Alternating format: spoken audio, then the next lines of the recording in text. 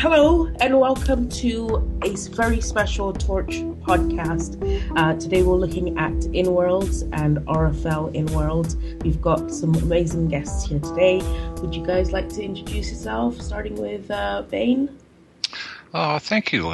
Yes, I would love to. My name is Bain Finch. This is my name pretty much across all grids. I've been involved with Relay for Life for many, many years, since about 2011, and I'm quite passionate about it, and I pretty much follow it everywhere it goes. And Harry?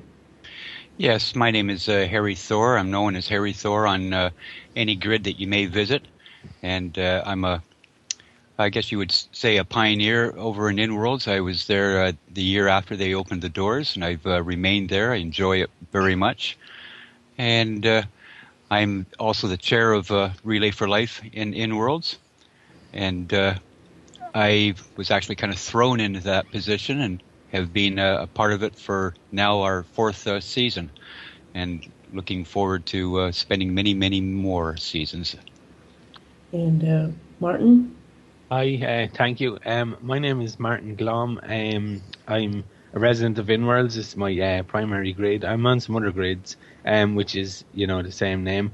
I've been relaying on and off for the past 2 years, and this year I've really been more getting into it and being captained and stuff, and it's really something that I'm passionate about as well, And being on the InWorlds grade and being able to do this is pretty good, Hello, my name is David Daeschler, otherwise known as Tranquility Daeschler on InWorlds. I'm a founder on InWorlds, and I've been involved in the relay one way or another, either promotion or relaying myself since it started on InWorlds. So I'm very glad to be here. Thank you for coming. And I'd like to introduce everybody to our devil's advocate for this podcast, Morphman the Clown. Say hello, Morph. Hello everyone, I'm Chris Carlsson, also known as Morrison the Clown, on just about all grids. I've been with Relay for Life for the past 4 years or so, and in InWorlds I've been helping out with the technical stuff in the past, and now we're more on a news and journalistic sort of way. Okay, let's kick off this podcast with a very, very simple question. We all know that for the past couple of years, there has been a nice rise in virtual reality and what virtual reality can do. So I'm going to put forward this question. Can virtual worlds do good in the way of charity? And if you think so, how can it? What would be your perfect idea of a charity being run in a virtual world? I'll take that up. I've been involved with supporting nonprofits and charities for many, many years. Eventually, I found Relay for Life, and I was just amazed at what they were able to do. In the virtual world, it runs pretty much identical to Relay for Life in the real world, in that we organize in teams. We fundraise with every tool that we have available. We make noise on social media, and we have our big relay event at the end of the season, and where people come together to celebrate and do good for good causes.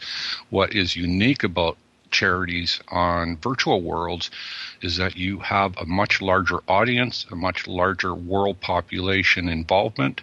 And people bring their ideas and passion with them, and their unique culture styles with them to help along. And it's just been an amazing thing. I'd like to, I'd like to also add to that it also makes it more inclusive for people who can't get out of their home for whatever reason. There is a good percentage of people who are homebound who wouldn't be able to get out to an actual physical relay. I know that Relay for Life in each country does have its special times for people who are, say, wheelchair bound or on crutches of some sort. But a virtual relay allows them to sit at their desk and still participate. And also the fact, to expand on something that Bain had brought up, is that even though this is done in support of the American Cancer Society, the American Cancer Society actually supports all other world relays and cancer research throughout the world. So as Bain said, that this has become more global in the virtual world. It is true that our audience is bigger for the fact that we have people from all around the globe who are able to participate in one common area, and that's in that particular virtual world. I think also virtual worlds give a larger and more expansive palette. You can only do so much in the real world as far as designing a track, designing sets, designing stages, things of that nature. And in virtual worlds, pretty much anything's possible. So you can really capture people's attention with the tools that are available, and design a track that maybe goes up a mountain, or design a really beautiful stage with things that can't possibly happen in real life. And I think those memories can be taken and really make a large impact on people when they're thinking about cancer and survival. That's a good point, David. So does anybody want to tell the story of Relay for Life and how that got started? I know it's a big name, but in England, Relay for Life means something completely different. In England, it's actually Race for Life. It's got the same premise, but it's got a completely different start. Yes, Relay for Life started with one man, and it was like the perfect example that one person can make a difference. Way back some 32 years ago, a gentleman by the name of Gordon Klatz, doctor, was a cancer doctor in the States. And he just felt like there was something more people could do to help support and fundraise. And basically he started, a basic concept where he got out into a track and field track and just started running for 24 hours and asking for donations. And during that time, during those long hours of the night, people would join him on the track.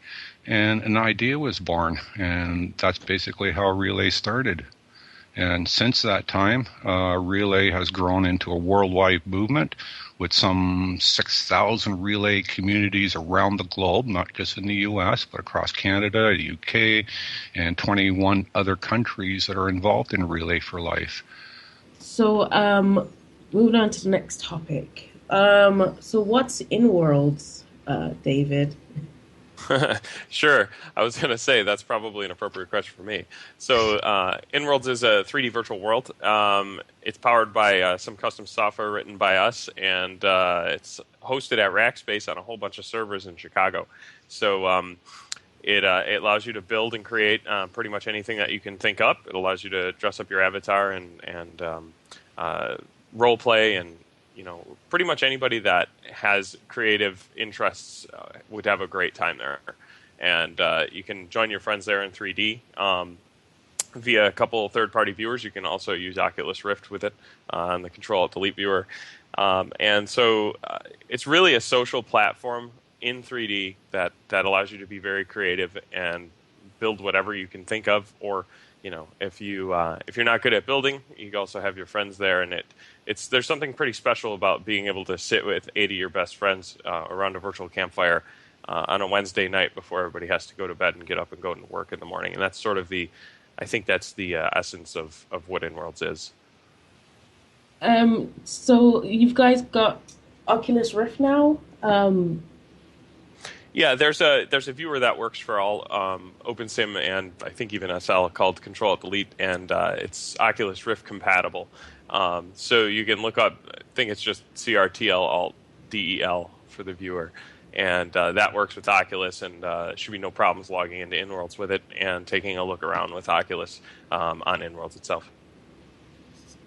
Did you guys just come up with InShape That's just blown my mind now. So you can be in InWorlds with the Oculus Rift and be walking around on your treadmill in shape at the same time. You could do that, but I I don't know. That sounds dangerous, but if somebody wants to risk, take a risk, I would do that. Yeah, I technically you could put an Oculus on and plug it into your computer and then go. So InShape, let me just explain InShape. InShape is a smartphone application that tracks your movements so that it can take the forces from you walking or running on a treadmill or biking on a stationary bike, and it takes those forces and moves your avatar around with them. So you can take that and log into InWorlds in various places. There are tracks where you can run on and scenery that you can see in virtual reality. So if it's snowing out or it's too hot or something like that, you can actually work out on InWorlds by running around virtually from your home. Now, combine that with RFL too. Last year, I actually did the Relay for Life track, and I believe the year before. Yes. I can't remember. Yes. Okay. So 2 years now, I've done the Relay for Life track by getting on my exercise bike, turning on InShape, and pedaling my way around the relay track, which I think for me made it feel more authentic, like that I could actually put that effort in, sweat a little bit.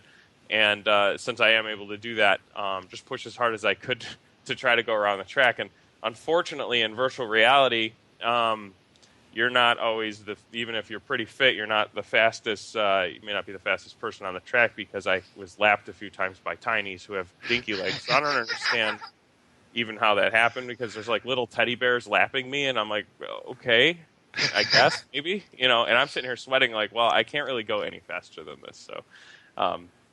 Yeah, it's a great way to get in shape as well as participate on the relay. Is anybody else getting the Johnny Mnemonic feel right now? Or is it just me? I was going to say that. Well, I think there's a bright future with virtual reality technology, and I think there's a great place for it in therapy and helping people that really probably can't get out of bed, or maybe somebody that's stuck in the hospital to be really entertained. I think above all the hype and marketing about the basic video games and watching movies and things, I think some of the most important uses of virtual reality technology are to help people that really need it in a bunch of different ways. Yes. Oh, I totally agree, David. And you touched on a wonderful point. Story from another grid, and I've seen this happen with my own eyes time and time again. There's so many people out there that, as Harry said, are homebound, or they're struggling with all kinds of maladies and stuff like that, where getting out into a social environment is extremely stressful for them. And with virtual reality, they can come into a world and create this new persona that mask those challenges, and this one person that I was thinking of is, struggling with her own problems. But when she came into the virtual world and joined the Relay family, she just exploded. And through that incredible family and sense of belonging, healed herself. And now is outgoing, personable, involved in our community, and it's just been an amazing story to watch. And I've seen that time and time again with so many people. It's probably the most unique thing about virtual worlds that I've ever witnessed. For me, just to touch on that, for me personally, InWorlds, the stuff that I do in InWorlds, I wouldn't, because due to physically not being able to, and financially not being able to, I wouldn't be able to run most of the stuff that I do in the real world that I do in InWorlds. I wouldn't be able to interact with people the way I do in InWorlds. So the most important thing for me about the InWorlds grade is the sense of community and making friends, I mean, when I come in here, I'm somebody, I know people, I'm helping people and stuff like that, and for me, that's the most important thing about that, for me anyway, I think something that definitely should be mentioned is when I first got started with InWorlds, the reason I did that is because I had just lost my father and I was having a really hard time dealing with that. And so I got into virtual worlds and I realized how therapeutic building could be, how therapeutic it was to create something that expressed, and my region sits on InWorlds right now as what I hope we can see after we're gone. So for me, it was very healing as well to just be able to express myself in a way. See, I can't paint and I can't draw, and I'm not the best at poetry or anything like that. But I found that I could learn Blender and figure out how to make 3D models and then put it all together in a virtual space. And just doing that and keeping my mind on my father and what he meant to me and everything else, and just trying to share that sense of comfort that it brought with me by building that world and sharing it with other people, really made a large difference in my life at that time that I needed. I was going to touch on that earlier as well when you described how you can go into InWorlds and create things. Because I'm not that good with graphics. I want to be able to paint, but unfortunately I can't. But I'm fairly decent with programming and math and stuff. So I found other people in InWorlds and other virtual worlds that are better on the painting things, and so I can come into InWorlds and do my programming because InWorlds allows that, where I can program and let InWorlds do what I want it to do. And someone else can make something more graphical and we can collaborate. I think that's a very powerful part of any virtual world, actually. Yeah, I think it's you can definitely play to your talents, whatever they may be, to be able to create, and especially that's another thing too, is getting together with other people and actually working with people. Nobody likes to feel alone, and a lot of times in software development, especially smaller shops, we don't get a lot of time to work with actual people together. And so Virtual Worlds does give you a way to work with other artists and meet other people that have talents that can fill things in for you, and you can all work together to create a product or something that you're going to give away, or either way. To get back to the social aspect of it, this is where Relay for Life actually becomes involved, because not only are we raising funds for the American Cancer Society, but we've created the Relay for Life family. And I don't know about anybody else, but I can only speak for myself that everybody that's on my friends list, I've met in the virtual world. They become my friends. And you hear their stories, and it's no longer sitting in the real world at a track with somebody, and you get to meet maybe half a dozen people out of the hundreds that might be there. You might just know the other people to nod at them, but in the virtual world, you actually make friendships, and it takes that social aspect a step further, because then you understand what these people are going through, and they understand what you're going through, and you just become a family looking out for each other. Yeah, I really like that about Relay for Life. Like I never knew that I liked organizing events as much as I did until I started Relay. And I think the first time, I'm a very competitive person. The first time we hit gold, I was addicted. Competitiveness is my drug. And I know it's all about raising funds for cancer research, and that's just the gravy on top of being able to plan events and just have people come to these events and all that stuff.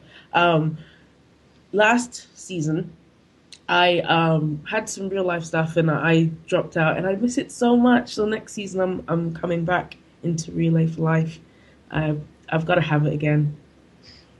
I have to. Moving on to the next topic. David, I know that all of InWorlds seems to be this really tight-knit community. I don't know if you know that, but everybody in InWorlds, it kind of feels like you're in some kind of club that people come into, and everybody's really welcoming. What do you do as the InWorlds team to help promote charity in the virtual world and help to have these communities blossom within InWorlds? Well, I think the most important thing is to just, I always try to let them know that we support them and that what they're doing is very important and that these causes are close to our hearts as well. We also run, some of our own charity drives at the end of the year, and we've always focused on community and people, and I think that that's important. Yes, it's a business; it has to make money, but it's also a very social space. And so we try to promote both on our official Facebook channels and Twitter channels and things like that, as well as when I talk to people about InWorlds itself. And if I'm at a trade show or South by Southwest or anything like that, we always try to mention Relay for Life. We always try to mention the charities that go on in the world because it's such a positive thing for everybody. And I think everybody can get behind a good cause. And so just the actual word-of-mouth promotion and just letting everybody know that they're supported and this is something that's important to us, I think is really our primary function, as well as making sure that they have the resources that they need if they need sims or things to be able to run the relay itself.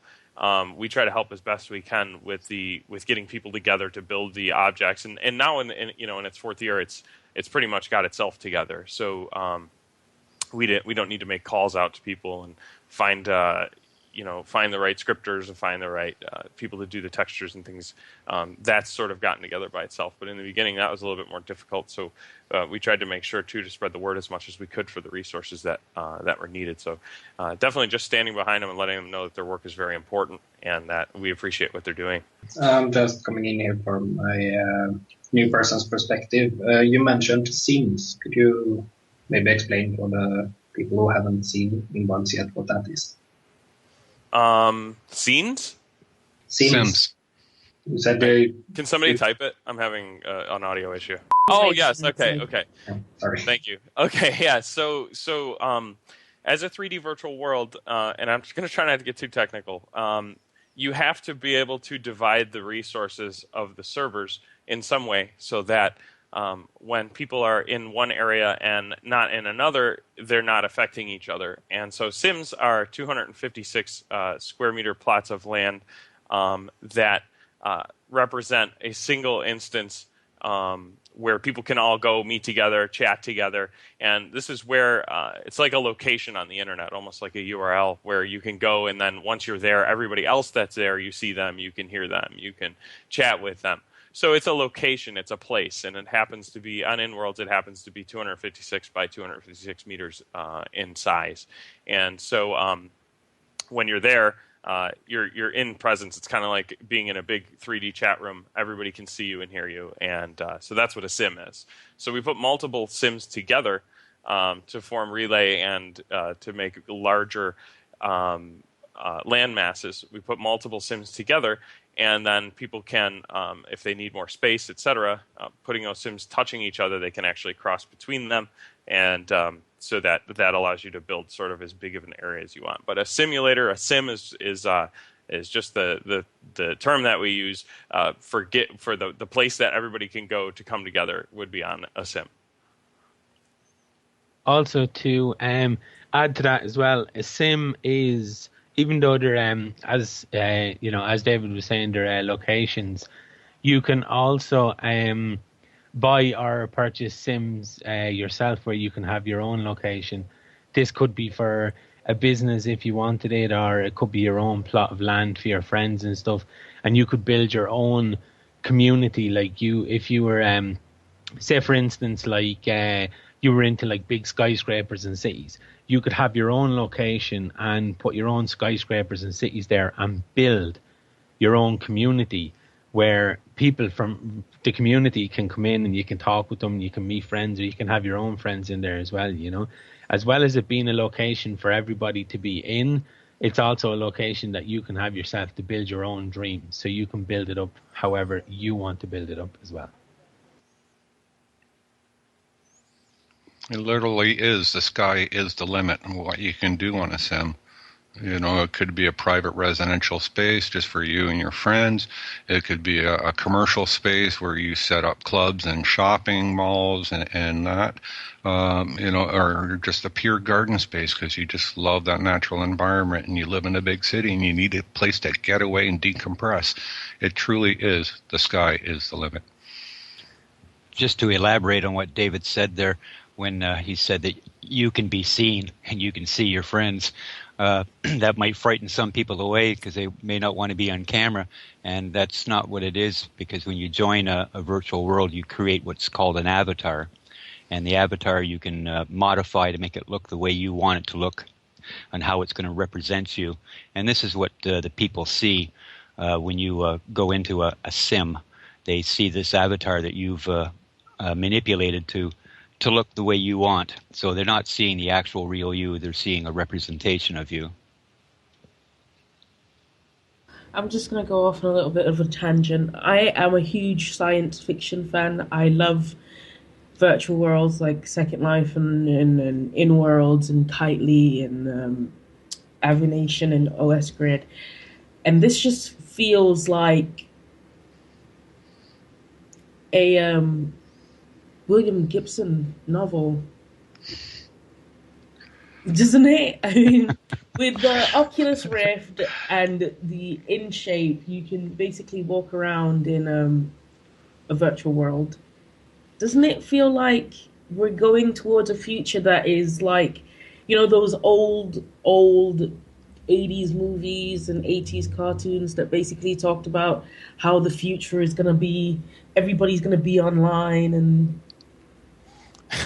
Yeah, actually, it was unfortunately in the 80s the graphics were rather poorly done most of the time, but it definitely does feel like that.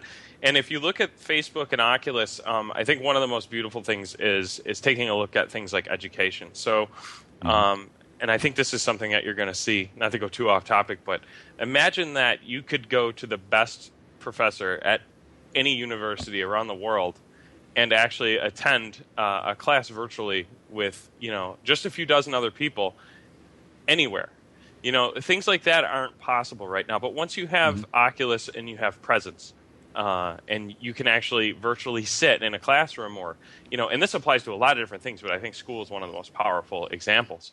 Not only does it save everybody money, but it also allows you to go within reason, until the class is totally full, to learn at the best places in the world, to be able to get those experiences that normally you would have to relocate your entire life to get.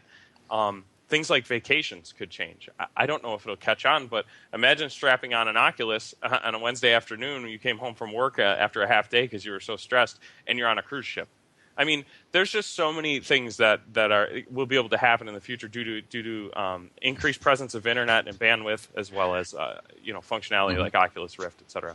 You're a secret agent, and you're on Mars. Yeah, oh, yep. God! Oh, I'd totally play that. I would play that. I'd do that. Yeah, I've seen how that works out. It doesn't work out too well for anybody. You talking about Total Recall? Yes, the Arnold. Not the new one. The only real one is the Arnold one. I'm sorry. The original one, yeah. And I was thinking of that rather new movie. I can't remember what the name of it is, but basically they plug themselves into the computers, and somewhere else a real life avatar wakes up. Gamer. No, oh, yeah. it's another. No, it's another movie. This is another movie I'm thinking of. But yeah. Virtual Grid touches on so many sci-fi movies and sci-fi concepts. It just boggles the mind. It's fascinating and so delightful. And with all of that virtual futuristic stuff, we've all decided that we need to use it to do some good. And that's my little segue into talking about what is Relay for Life of InWorlds, or is it Relay for Life in InWorlds? It is Relay for Life of, Relay for Life of InWorlds. So what is Relay for Life of InWorlds? Well, Relay for Life of InWorlds is modeled directly off a real life relay. As I said at the beginning, people come together, they, form the committee to establish, the drive for what the teams will be doing and set up the parameters of what, our season goals are and help them fundraise and promote their activities, and stuff like that. It's no different if you know Relay for Life of in real life in your small community or town that you live in. It's identical. It's modeled the same way, the same goals, the same missions. And I guess you probably want to know how it began in InWorlds. Yep. And that's it's quite a unique little story there, because I had never been involved with the Relay for Life, not even over in Second Life. I had heard of the program, but was never a part of it. And just prior to it coming to InWorlds, I had been given that word by my doctor, and I remember the emptiness that I felt, and not knowing what to do, and nobody to talk to, and when I read in the InWorld forum about this particular Relay for Life and what it was about, and that they were trying to start it up in InWorlds, I thought, well, I'll pop down here to this landmark. This is how you get around to different spots. You get a landmark and you click on it and it takes you there. And I showed up at this place, knew a couple of people there, and I was asked to participate on the committee. And I said, well, I can't do that. I don't even know what Relay for Life is. Don't be putting me on the committee.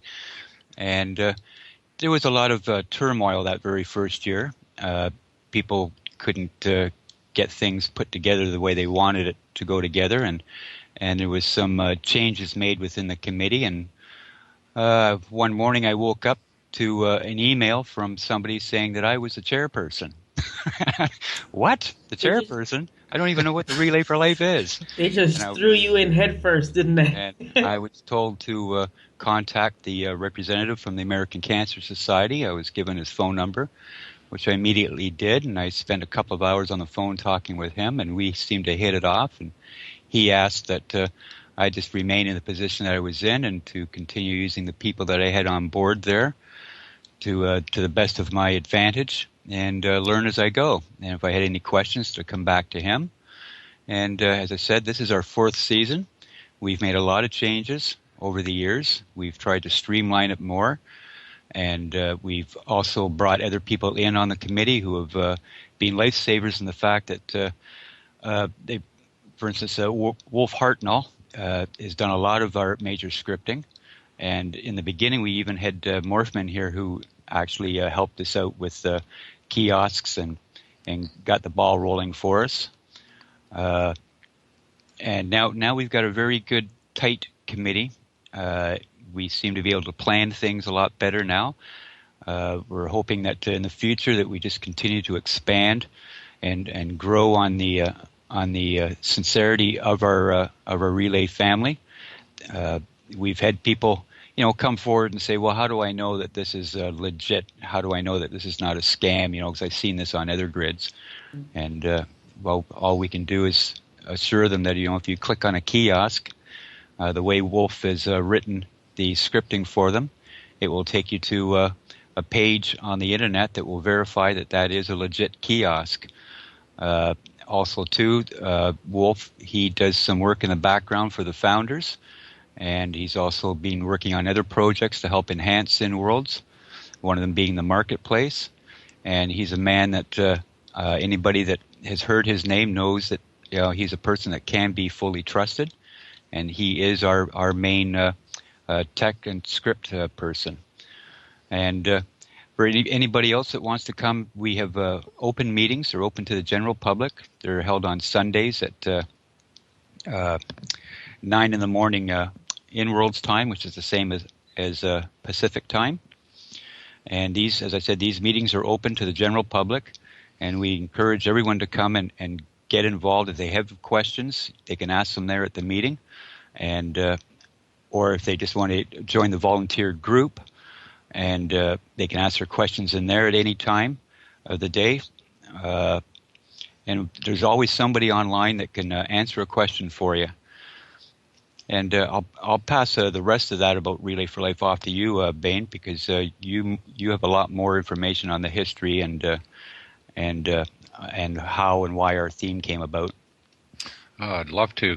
Like I say, I got involved with Relay and InWorlds pretty much right from the beginning as myself. I just finished a season on another grid, Second Life, and I just happened to be on social media one day, and I saw this ad for Relay for Life of InWorlds, and I had no idea with it. Never knew InWorlds existed, and I immediately jumped in, created my account, and jumped in and got my ass over to the RFL offices that was initially set up and contacted you, and we dove into it and grew it. And the initial first year was my goals.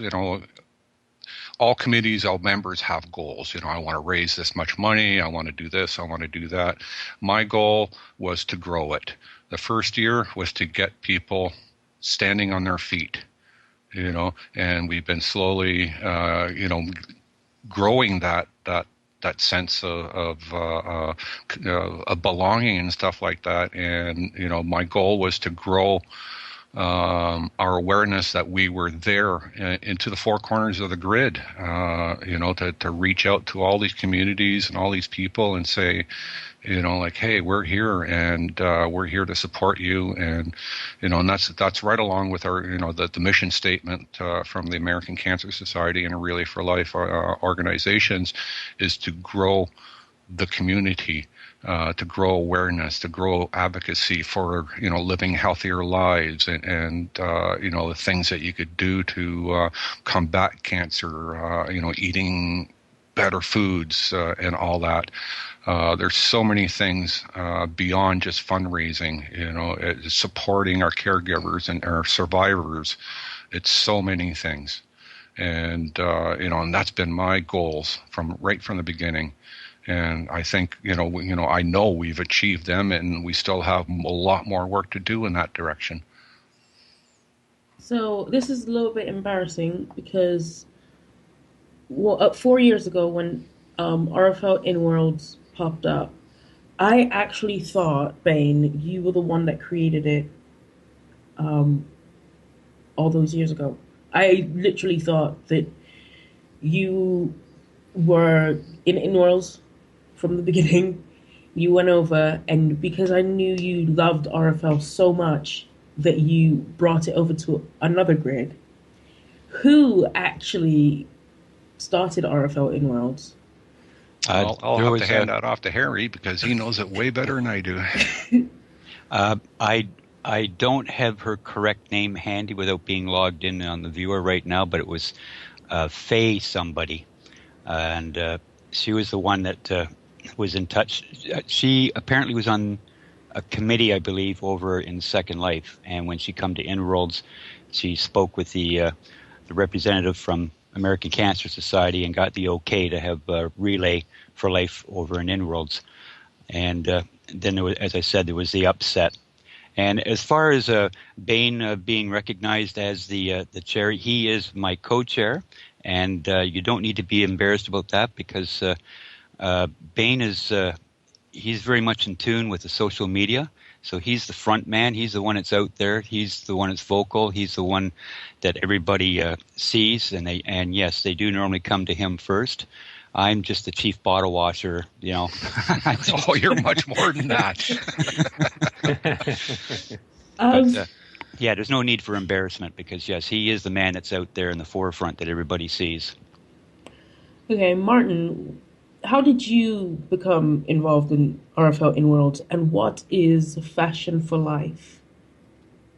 Well, how I became involved was I started to talk to Bain. I've been in InWorlds since 2010, and about 2013, 2014, I started to talk to Bain, and I started to ask him, what is Relay for Life? I mean, I was aware of it on other grids, and I seen it was starting up in here, And he started to explain it to me, and then I said, okay, so is there any way that I can help my business in itself? So we started talking about Fashion for Life, which I'll explain now. Fashion for Life is a whole week which takes all of the designers of InWorlds, the fashion designers, and they put up kiosks and vendors, and all proceeds go to Relay for Life. We also have community fashion shows where Tiny's, Nico's, Faye's, Fairies, LBGT would come and do fashion shows with their own community fashion. It's an idea that I wanted to get off the ground, and I was talking to Bain about it. And the reason why we done Fashion for Life the way we done it this year was the theme and what the theme is about. I'm sure Bain and Harry can go into that about the theme of what it was this year. But essentially, Fashion for Life is getting all of the fashion designers from the community, because there's other events that are run through the season, like the jobs fair that gets all the creators and the animators together. But there was nothing really there for fashion agencies, people who do fashion and stuff like that, you know. So we wanted to get them all together and have a host of events and have a place where people could buy fashions and support Relay for Life as well at the same time, you know. So Fashion for Life was a week dedicated to the fashion industry and community shows within people's communities. So tell me about your goals this year. What have you achieved this year, and what would you like to achieve, and what have you achieved on a whole for RFL InWorlds? Well, we've been slowly. Well, we started off in the first year. We just basically took the existing template of relaying in a virtual community and just ran with that in our InWorlds. Since that time, InWorlds has its own flavor, its own creative want, I guess you can say. And we've been slowly tapping into that and growing and evolving. Fashion for Life essentially started out as a show of, major fashion houses and that, so that, people can be aware of, what the latest designs are for clothing and stuff like that. Because of the size of InWorlds, there's only so many designers and stuff like that to go around. And so, the whole thrust for the Fashion for Life is to bring awareness that these people are out there and they have some wonderful products and stuff like that.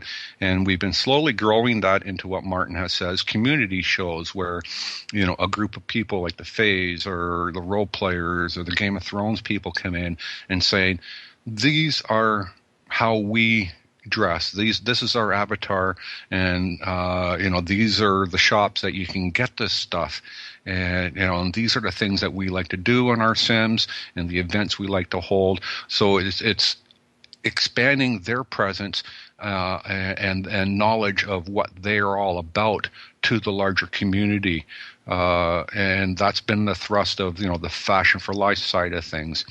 Martin did touch on, we have another event, the Job and Service Fair, which we're rebranding this year into the RFL InWorlds Fair, and that's for everything else that's not part of the avatar and community. It's all the service that are out there, all the builders for the trees and the gardens and the houses and stuff like that, or clubs that we want to bring in new members and expand their presence and stuff like that. So we have two major events to help promote the world that we love. One is focused on the avatar and the being, and the other one is focused on everything else that builds and makes our grid so unique. And how did you get involved, David? How did you hear about RFL InWorlds, and how did you become a part of it? Well, luckily, RFL was not shy about making their presence on the grid known. So the forums and instant messages and things that I got, I was able to to take a look at what they were doing. And, even the first year, it may have been a template or whatever, but they had things together pretty quick. And so my involvement was, just trying to promote it and let people know that, these people are really trying to keep this together. This is a legitimate organization, and to tell people that, go ahead and trust them. We've talked to them. And so, luckily they made a lot of noise first, and I sort of was attracted to that and said, oh, okay, this is really cool, and these people are going to do a good job. And so it was nice to be able to have a crew early on that was trustworthy. And Harry, you said something about scammers. Now, a lot of people outside of virtual worlds already have this image of what people in virtual worlds are. And so how do you deal with the issue of scamming? How do you put aside people's fears that, they're just using the RFL name to get money? Because we have had that. We have had people who we ask, can we hold an event in your club? And they'll come back and say, oh, well, prove that you're part of RFL. Prove that you can do this and do that. Mm-hmm. We do have a link that has a telephone number to the American Cancer Society, and at any time that somebody believes that an event that we're holding is not legit, they can call that number and speak to our representative who will vouch for us. This is the only way that American Cancer Society will allow a relay event to happen on any grid. Right now there's only 2 grids. That would be Second Life and InWorlds. So if you ever were to go to another grid and you saw an RFL kiosk out, it is not a legit kiosk, because American Cancer Society only supports 2 virtual worlds right now. It is possible that maybe down the road in the future that could change, but at this present time, no, it's only the 2 worlds. And at the time, American Cancer Society was still kind of on the fence about InWorlds because, well, let's face it, even though we're a growing community, we're not as large as the original virtual world. And so American Cancer Society had to think about it long and hard before they allowed themselves to be represented, on that grid. And as far as scammers, that's a job of everyone on the committee, that if we get wind of somebody holding an event and something doesn't sound quite right, it's our responsibility to go over and check it out. We don't flambaste a person for not doing something correctly. We'll actually work with them and tell them what the guidelines are, and there are very specific guidelines as to how an event is to be held and how the donations are to be handled. They have to be handled through a legit kiosk and or legit vendor, so that all proceeds go directly to the American Cancer Society account. Even InWorlds can't touch the funds. David here or his partner cannot touch them. They go directly into an American Cancer Society fund. And again, one of the security tools built into our kiosks and our vendors is that if you click on the kiosk, it will take you to a website that will verify that is a legit kiosk. Yes, and that's one thing that, Harry kind of touched on, and that's just being, and that's a fundamental thing for the American Cancer Society and Relay for Life, is their transparency in everything that they do.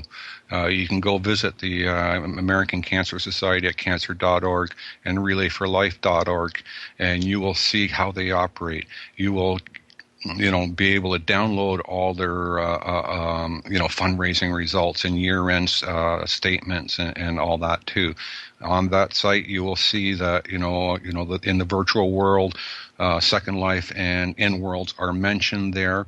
You can go to the Relay for Life fundraising page, and you will see InWorlds there, and you can join through that site to help donate, join the team, and help fundraise as well. As far as InWorlds, the security there is paramount, as you know. anybody can generate a script and fake a logo and a texture and a prim to make it look like an official kiosk. But when if you're a builder and you know how to inspect the ownership of something, you will see that all our products are originally owned by an avatar named was it Stingray or Sting?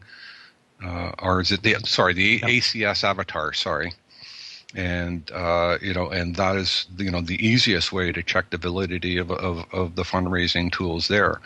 The other side of it is as Harry mentioned, Wolf Hartnell. He is our scripter. Nobody but Harry and him know the content of the script as well as our ACS rep, and is reviewed and checked. That it's tamper-proof and legit, that the funds go directly to the avatar. Our fundraising guidelines, clearly states that no one person, should collect and handle the monies. It goes directly into the kiosk. Just the way the grid manipulates funds.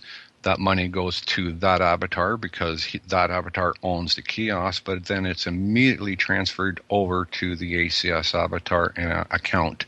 And, and we have various ways to demonstrate that feature as well. And one of them is you just touch on the verify button on the kiosk. It will take you to our rfliw.org site to a page and says, yes, this kiosk is at such and such location, and confirms that this is a valid kiosk or fundraising tool. While RFL are taking every precaution to make sure that everything is valid, David, is there anything that InWorlds is doing to combat the label of scammers or people who are actually trying to scam or people who want to donate to charity? Does InWorlds have anything in place to help? I think that the best thing that we can do is make sure that the groups that are known good are, when people ask us about them or when they start to collect money, I'll always make sure people know these groups have been approved by InWorlds. These are, definitely trustworthy groups.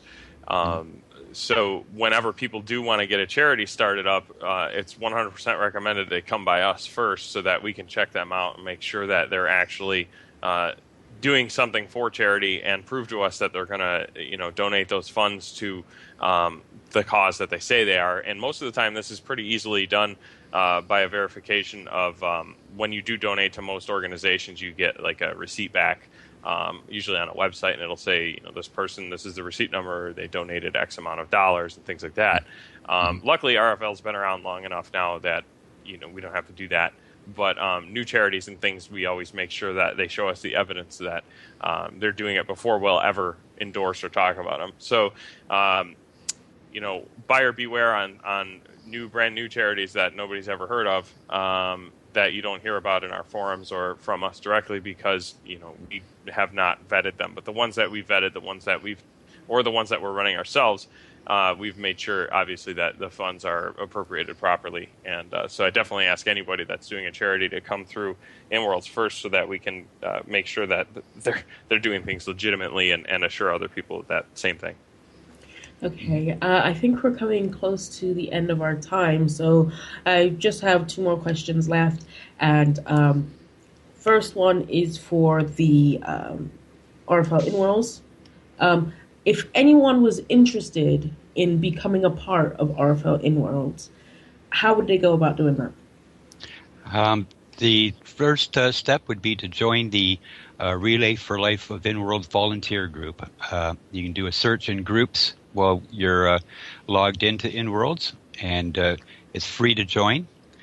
And through there, if you have any questions, you can ask them in that group. There'll be other people who are logged in from around the world who can answer those questions if you don't get a committee member immediately. Also, too, we suggest that if you can make it, that you attend our meetings on Sunday mornings at our offices on Muse Island. Again, these are questions you can get answered immediately sitting around our table. But most importantly, I think the first step is that you must join the volunteer group, and this will keep you abreast of anything that's going on within the Relay for Life community. Okay, and David, if there's anybody who's interested in joining InWorlds, how would they go about that? Sure. They can go to the InWorlds website at InWorlds.com, InWorlds.com. And right on the page, there's at the top of the screen, there's a little link that says "Join today for free." And when you click that, it takes you to InWorlds.com/register, and they can register an avatar, choose a starter avatar that they want, and they will then be able to log in with our viewer. It'll give them a link to download it, and then they can appear in World, and then go straight to RFL and find out how they can help. And for the non-Americans, that's a Z. Oh yeah, yeah. InWorlds with a Z at the end. Yep. Yeah. Okay. Well, thank you very much for coming by and telling us about RFL and InWorlds and everything. Is there anything else you'd like to say? I'd like to thank you for taking the time to interview each of us. You're welcome. Indeed. It's been a pleasure. Yes, And the other thing I say is go Relay. That's right. Go Relay.